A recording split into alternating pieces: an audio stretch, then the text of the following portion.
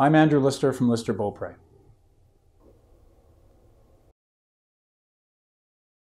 I'm going to talk to you today a little bit about a substance abuse issue that we hear from many employers and many employees.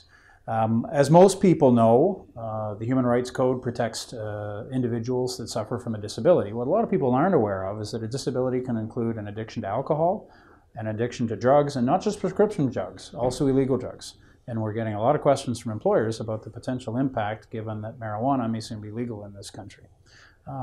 The impact obviously on employers is loss of productivity, potential accidents on the workplace, and when they discover that the employee that's engaging in this behavior may or may not be addicted to a substance that's covered by human rights, employers want to know, well, what do we do about this?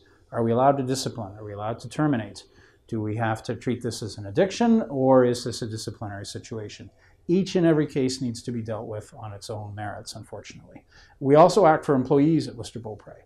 And very regularly, an underlying cause for issues that are going on in the workplace, be they disciplinary, an employee that doesn't get a promotion that they think they should, can be brought back to an addiction potentially to alcohol or some substance, whether it's legal or illegal.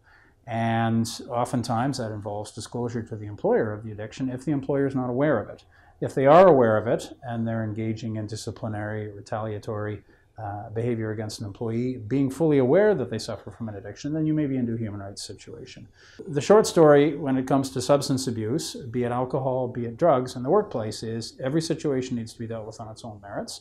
The law is very fast developing in this area. Many employers are not as aware as they should be of their obligations under the Human Rights Code, and many employees are not aware of the protections that they have under the Human Rights Code. Make a long story short, always best to seek legal counsel.